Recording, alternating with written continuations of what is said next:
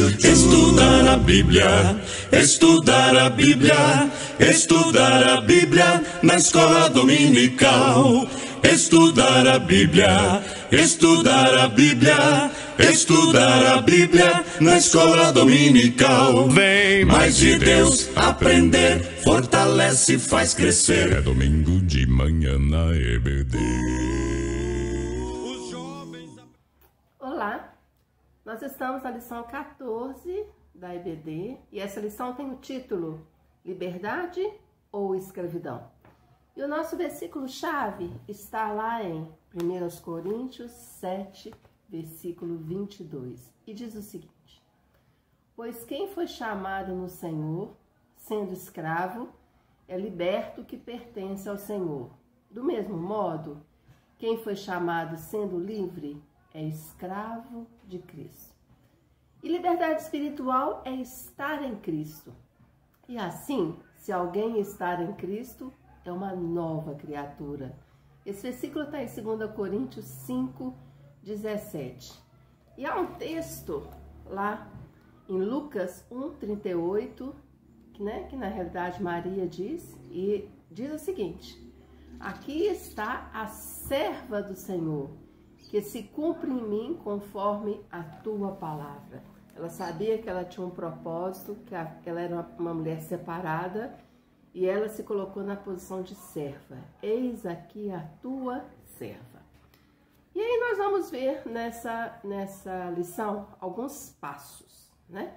Alguns passos nessa caminhada, nessa caminhada de liberdade, né? Nessa lição que tem esse tema interessante.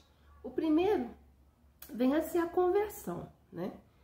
Tudo provém de Deus, que nos reconciliou consigo mesmo por meio de Cristo e nos deu o ministério da reconciliação. Está lá em 2 Coríntios 5, 18. É esse reconciliar, esse unir. Na realidade, a vinda, né, de Jesus a esse mundo foi justamente para cumprir esse propósito, né? Para que ele morresse e a sua morte significasse um processo de quê? De reconciliação, de união. União entre Deus, né, e o homem. E o segundo passo é a convicção, né? E é interessante esse texto que lá está em João 21, 6, né? Que os discípulos estavam lá no barco, já tinham tentado várias vezes, né? Imagina que eles estavam extremamente frustrados. E aí Jesus diz o seguinte: joguem a rede à direita do barco e vocês acharão. Assim fizeram e já não podiam puxar a rede. Tão grande era a quantidade de peixes. Eles receberam uma palavra. E a partir do momento que eles receberam aquela palavra, eles o quê? Eles creram, eles obedeceram, né? E o terceiro passo que a gente vai ver nessa lição é o processo de obediência. E aqui nós vamos ver alguns homens de Deus que obedeceram. Primeiro foi Noé, né? Lá em Gênesis 6, 22, diz o seguinte: foi o que Noé fez, conforme tudo que Deus lhe havia ordenado, assim ele fez. Eu imagino Noé, né, construindo aquele grande barco, no meio de tantas palavras, né? Devia sofrer um bullying violento naquela época, né? As pessoas deviam chamar ele de tudo.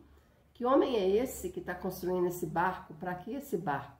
Mas ele creu e ele cumpriu. O segundo homem que a gente vai ver é Abraão. No caso aqui, Gênesis 12, versículo 4. E diz o seguinte: partiu, pois, Abraão, como o Senhor lhe havia ordenado. Na época que ele era Abrão ainda, né?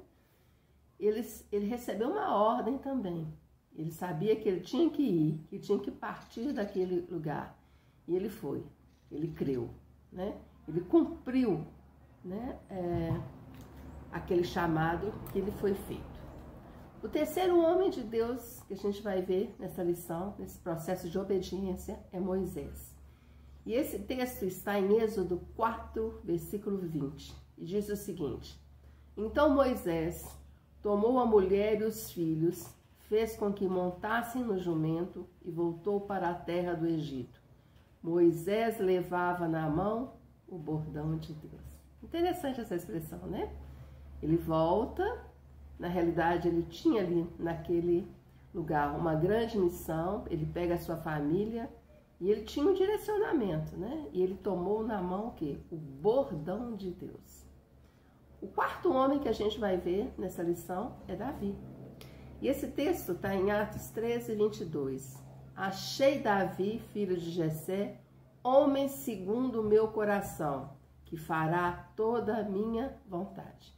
É interessante, né? Como Davi, quando a gente observa a vida de Davi, uma vida de muita sinceridade, né? Ele era um homem sincero, né?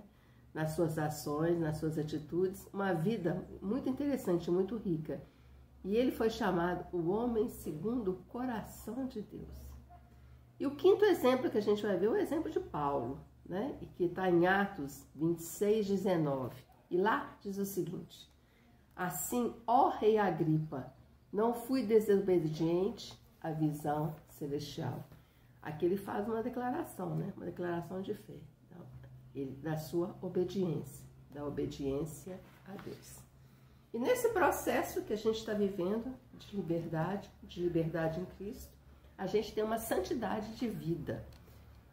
E lá em 1 Pedro, capítulo 1, versículos 15 e 16, diz o seguinte: assim, como é santo aquele que os chamou, sejam santos vós também em tudo o que fizeram, porque escrito está: sede santos, porque eu sou santo. Como filhos de Deus, como tendo esse DNA, né? Tendo essa genética, nós temos que procurar o processo de santidade, porque o nosso Pai é santo. E uma próxima etapa nessa vida, nessa caminhada, né? Nessa caminhada da nossa vida cristã, vem o processo da humildade. E lá em Mateus 20, 26, diz o seguinte: quem quiser tornar-se grande entre vocês, que se coloque a serviço dos outros. Ou seja, quem quer ser grande, que seja o quê? Pequeno. Humilhe-se, né? Deixa a arrogância, deixa a soberba de lado, né? E faça realmente a vontade de Deus. E numa outra caminhada, numa outra etapa dessa caminhada, temos a dedicação. E temos um texto muito conhecido da gente, que está em Eclesiastes 9:10. E diz o seguinte: tudo que vier às suas mãos para fazer, façam conforme as tuas forças. Aqui está um processo de dedicação, né? E fazer as coisas o quê? Bem feitas. Aquilo que a gente tem hoje, aquilo que a gente está fazendo, seja lá o que for, que a gente coloque o quê? O nosso coração ali, e que a nossa marca fique presente naquilo. Será que a gente tem feito isso? Será que tudo que fazemos e falamos realmente está ali uma boa marca, né? Está uma marca de um cristão? Uma outra etapa vem o trabalho, né? Esse texto também, que está em Eclesiastes 11, versículos 4 e 6, é um texto muito conhecido da gente. Eu acho esse texto muito bonito. Quem somente observa o vento, nunca semeará. E o que olha para as nuvens, nunca fará a colheita. Semeia sua semente de manhã e à tarde. Não fique de braços cruzados, porque você não sabe qual irá prosperar, se esta ou aquela, ou se ambas serão igualmente boas. Vamos semear, né? Vamos espalhar as sementes. A gente não sabe qual que vai realmente nascer, mas a nossa parte a gente está fazendo, né? A nossa parte de bons semeadores nós estamos fazendo por aí. E a oitava característica, né, dessa caminhada que a gente está vendo, né, não poderia ser nada menos do que o amor, né? E esse texto, né, sirvam ao Senhor com alegria, apresentem-se diante dele com um cântico. É o Salmo 110, versículo 2. Meus queridos, como será que tem sido a nossa vida? Como tem sido a nossa caminhada Qual será a marca que nós estamos deixando por aí, né? Como as pessoas observam a nossa vida e como será que somos reconhecidos? Somos reconhecidos e como somos conhecidos? O cristão, ele é livre para servir a Deus a partir do momento que ele serve a quem? Ele serve ao seu próximo. No nosso momento musical, nós vamos ter um conjunto masculino, Arautos do Rei, e a música é Tenho Paz.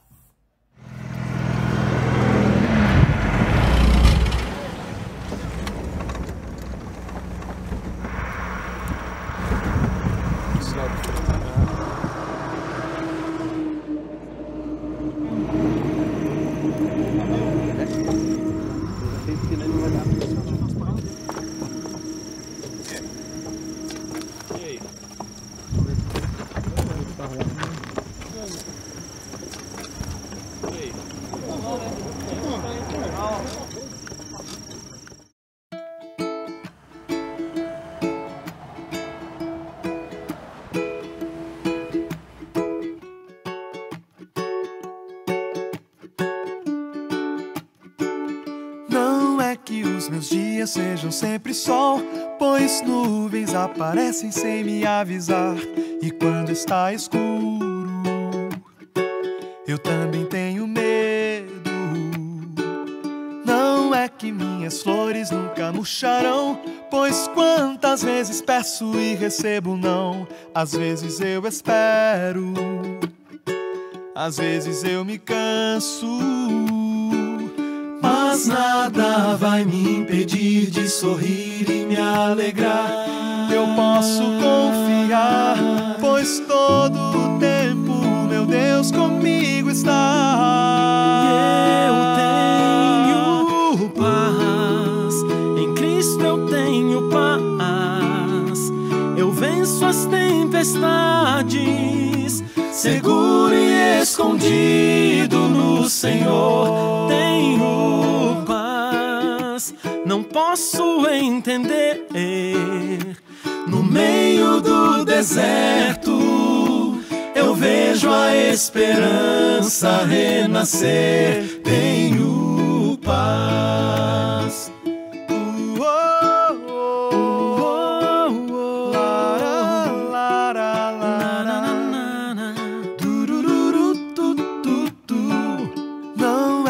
Os meus dias sejam sempre sol, pois nuvens aparecem sem me avisar. E quando está escuro, eu também tenho medo.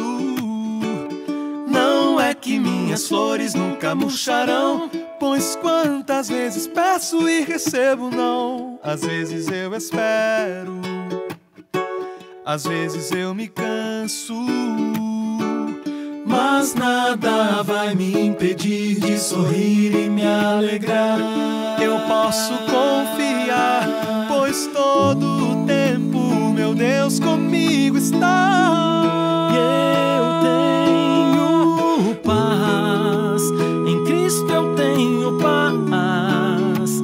Eu venço as tempestades, seguro e escondido no Senhor. Tenho paz, não posso entender. No meio do deserto eu vejo a esperança renascer.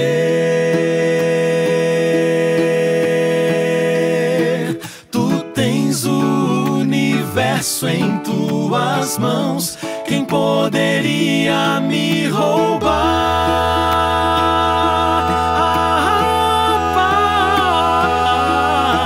A tempestade não me alcançará. Estou contigo, eu tenho paz.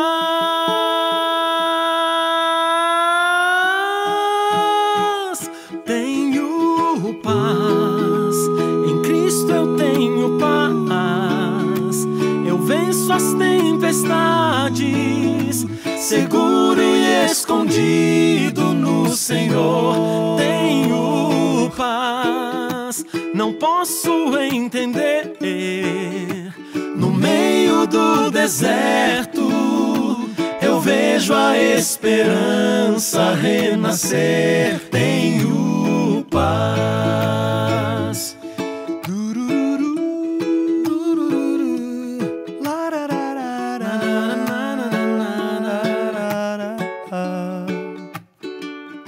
Tenho paz.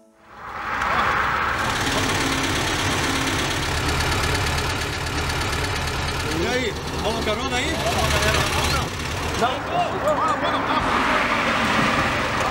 No nosso momento de intercessão, né, nós vamos começar primeiro. Vamos agradecer a Deus. Vamos agradecer a Deus por todas as bênçãos que recebemos. Nós já estamos no final do ano, um ano que atravessamos com muitas batalhas, mas com muitas vitórias também. Vamos agradecer a Deus. Vamos interceder pelo nosso Brasil. Nós estamos aí no momento de decisão, né? No momento em que vamos votar, vamos exercer a nossa cidadania através do voto. Vamos orar para que o nosso país seja abençoado e para que os candidatos, né, possam ser eleitos, esses candidatos possam tornar esse país, né, conhecido não pela corrupção, mas que a gente possa deixar no mundo outras marcas. Vamos orar pelos nossos missionários. Missionários que fazem parte da nossa igreja, missionários de Minas Gerais, do Brasil e do mundo. Tantos desafios, né? Nós temos o casal Tiago e Isabelle com aquela família. Eles estão num novo projeto. Vamos interceder por eles. Vamos orar pelo Daniel e pela Magda, esse casal também muito simpático, que está sempre com a gente nas reuniões de segunda-feira. Vamos interceder por eles ali. Eles têm muitos projetos, muitos planos pessoais, planos com relação àquela cidade, né? Para que Deus realmente abençoe esse casal. Vamos orar pelo nosso bairro Padre Eustáquio. Vamos interceder por esse bairro, para que a vontade de Deus seja feita e que almas sejam ganhas aqui. Vamos orar pelos nossos vizinhos, pelas pessoas que vão ouvir a palavra de Deus.